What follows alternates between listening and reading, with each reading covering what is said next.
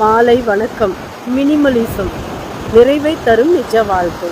எங்கள் அப்பா என்னை விட குறைவாக தான் சம்பாதிச்சார். வீட்டில் 3 பசங்க, 3 பேரையும் நல்லா படிக்க வச்சு அவங்களுக்கு வேண்டியதெல்லாம் பண்ணிவிட்டு கொஞ்சம் பணமும் சேமித்து சொந்தமாக ஒரு வீட்டையும் கட்டிட்டு கடன் இல்லாமல் நிம்மதியாக வாழ்ந்தார். ஆனால் நான் அவரை விட அதிகமாக சம்பாதிக்கிறேன். Housing loan, car loan, credit கார்டுன்னு ஏகப்பட்ட கமிட்மெண்ட்ஸ், வேலை, டென்ஷன், ப்ரெஷர்னு என்னால் அவரை போல் நிறைவாக ஒரு வாழ்க்கையை வாழ முடியல. இப்படி புலம்புகிற இந்த தலைமுறை இளைஞர்களை இப்போதெல்லாம் அடிக்கடி சந்திக்க முடிகிறது. இன்றைய தலைமுறைக்கு எவ்வளவு சம்பாதித்தாலும் iPhone, BMW car, luxury apartment என எது இருந்தாலும் உண்மையான மகிழ்ச்சி இல்லை என்கிற குறை இருந்து கொண்டே இருக்கிறது. அதை போக்கிக் கொள்ள மாரத்தான் ஓடுகிறார்கள், பார்ட்டிகளில் ஆடுகிறார்கள், நிறைய செலவழித்து இன்டர்நேஷ்னல் டூர் கூட போகிறார்கள். மகிழ்ச்சி எங்கிருக்கிறது என்பது மட்டும் புரிபடவே இல்லை. இப்படிப்பட்ட இளைஞர்களில் இருவர் தான் ஜோசுவா பிட்ஸும் ரியான் நிக்கோடமஸும். 2009 இருவருமே நிறைய சம்பாதிக்கிற ஹை கிளாஸ் ஐடி பசங்க. தங்களுடைய 30வது வயதில் 6 இலக்க சம்பளம், காஸ்ட்லி கார்கள், சகலவித வீடுகள், பார்ட்டி, கொண்டாட்டம் என வாழ்வில் எல்லாமே ஓகே தான். ஆனால் ஏதோ குறைவதை உணர்கிறார்கள். வெற்றிடம் இருந்து கொண்டே இருக்கிறது. வாரத்தில் 80 மணி நேரம் உழைப்பதும், உழைத்த படத்தில் எதையோ வாங்கி குவிப்பதும் மகிழ்ச்சி இல்லை என்பதை உணர்கிறார்கள். மகிழ்ச்சி என்பது நுகர்வு கலாச்சாரத்தில் இல்லை என்பதை புரிந்து கொண்ட நிலையில் மினிமலிசம் என்கிற கான்செப்ட் பிறக்கிறது. இன்று நம்மை சுற்றி நுகர்வு கலாச்சாரம் பெருகிவிட்டது. பொருள்களை வாங்குவதுதான் மகிழ்ச்சி, அதுவே சாதனை என்கிற கருத்து பரவி வருகிறது. உண்மையில் பொருள்களை வாங்குவதில் மகிழ்ச்சி இல்லை, அதை எந்த அளவுக்கு பயன்படுத்துகிறோம் என்பதில் தான் இருக்கிறது என்பதையே மறந்து கொண்டிருக்கிறோம். இந்த மனநிலைக்கு எதிராக கிளம்பியவர்கள் தான் ஜோசுவாவும் ரியானும். 2009 தொடங்கி மினிமலிச வாழ்வை வாழும் இவர்கள் இன்று உலகம் எங்கும் இருக்கிற பல்வேறு பல்கலைக்கழகங்களில் மினிமலிச வாழ்வு முறை பற்றி படம் எடுக்கிறார்கள்.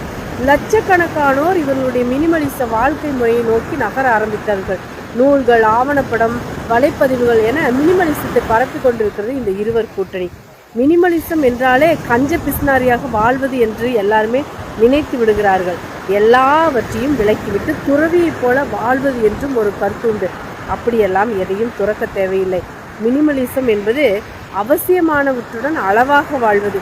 உடலில் தேவையில்லாத கொழுப்பு சேர்ந்தால் நோய்கள் எப்படி வருமோ அதுபோலதான் வாழ்க்கையில் தேவையில்லாத பொருள்கள் சேர்வதும்.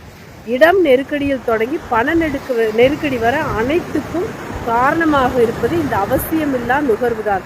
அது என்ன அவசியமில்லாத நுகர்வு? நடந்து போகிற தூரத்துக்கு காரில் செல்வது, எல்லோரும் வைத்திருக்கிறார்கள் என்பதற்காகவே அதிக விலை கொடுத்து செல்போன் வாங்குவது, 2 பேர் வாழ கடனுக்காவது 4000 சதுர அடியில் மிகப்பெரிய வீட்டை வாங்கி கொள்வது, அதில் அலங்காரத்துக்கென லட்சமாய் செலவழித்து பொருள்களை அடுக்குவது என அவசியமில்லாமல் வாங்கி குவிக்கிற பயன்படுத்துகிற எல்லா தேவையில்லாம நுகர்வு தான்.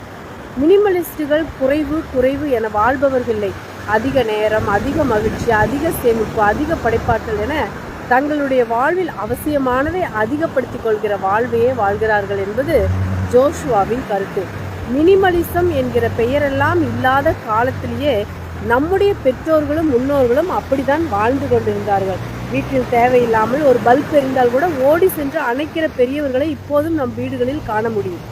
அதுதான் நம் வீட்டு மினிமலிசம்.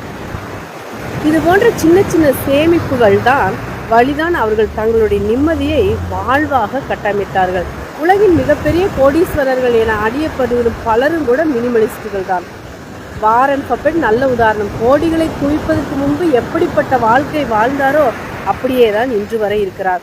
1958 நெப்ராஸ்காவில் வாங்கிய அதே சிறிய வீட்டில் தான் இன்னமும் வசிக்கிறார். தினமும் எதை செய்தால் மகிழ்ச்சியாக இருக்குமோ அதை தான் செய்யுங்கள், அதுதான் உலகின் மிகப்பெரிய ஆடம்பரம் என்கிறார் பஃபெட். அவர் மட்டுமல்ல, ஸ்டீவ் ஜாப்ஸ், மார்க் சக்கர்பெர்க் என மினிமலிச வாழ்வை வாழ்ந்து கொண்டிருக்கிற எண்ணற்ற மில்லியனர்களை நாம் காண முடியும். மினிமலிஸ்ட் வாழ்க்கை வாழ்வதற்கான வழிகள் என்ன? அதை ஜோசுவாவே 5 வழிகள் எழுதியிருக்கிறார்.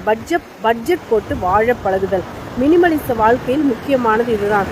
நம்முடைய வரவுக்கு மேல் 1 பைசா கூட செலவழிக்க கூடாது. அதற்கு ஒரு வழி திட்டமிடல். செலவழிக்கிற ஒவ்வொரு ரூபாய்க்கும் கணக்கு வைத்துக் கொள்ள வேண்டும். குறைவான பொருள்களில் வாழ்வது. வீட்டு பீரோவில் 30 சட்டைகள் அடுக்கி வைத்திருப்போம். ஆன்லைனில் புதிய ஆஃபர் ஒன்றை பார்த்ததும் இன்னொரு சட்டை வாங்க ஆசை வரும். அப்படி இல்லாமல் நம்மிடம் என்னென்ன பொருள்கள் இருக்கின்றன, அதை எவ்வளவு அதிகமாக பயன்படுத்துகிறோம் என்பதை பட்டியலிட்டு வைத்துக் கொள்வது அவசியமில்லாமல் இருக்கிற பொருட்களையே மீண்டும் மீண்டும் வாங்குவதை தடுக்கும். வருங்காலத்துக்கு திட்டமிடல், மெடிக்கல் இன்சூரன்ஸ் மாதிரி விஷயங்கள் மிக மிக முக்கியம். அக்கவுண்ட் ஸ்டேட்மெண்ட்டை மாதந்தோறும் கட்டாயம் பொறுமையாக வாசித்து எது தேவை தேவையில்லை என்பதை முடிவு செய்து அடுத்தடுத்த மாதங்களில் கட்டுப்படுத்துதல். வருமானத்தில் குறிப்பிட்ட தொகையை வெவ்வேறு முதலீட்டு திட்டங்களில் போட்டு வைப்பது. ஒவ்வொரு பர்ச்சேஸையும் கேள்வி கேட்பது. எதை வாங்குவதாக இருந்தாலும் அதை வாங்குவதற்கு முன் இது எனக்கு அவசியம்தானா, இது இல்லாமல் வாழ முடியுமா, முடியும் என்றால் எத்தனை நாளைக்கு என்பதை கணக்கிட்டு அதற்கு பிறகும் அந்த பொருளை வாங்குகிற உந்துதல் இருந்தால் மட்டுமே வாங்குவது. அடுத்தவருக்கு வழங்குவது.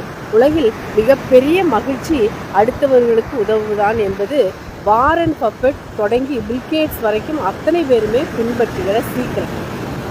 மாதந்தோறும் முடிந்த அளவு தொகையை பிறருக்கு கொடுங்கள், அதுவே உங்களை திருப்தியாக வாழ வைக்கும். இந்த 5 கட்டளைகள் நம்முடைய செலவுகளை குறைப்பதுடன் சேமிப்பை அதிகப்படுத்தும்.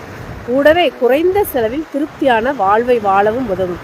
இப்படிதான் நம் பெற்றோர்கள் முன்னோர்கள் வாழ்ந்தார்கள். அதனால்தான் அவர்களால் சிறிய வருமானத்திலும் சிறப்பாக வாழ முடிந்தது. நாமும் முடிந்தவரை மினிமலிஸ்ட் வாழ்க்கையை வாழ்ந்துதான் பார்ப்போமே. நன்றி.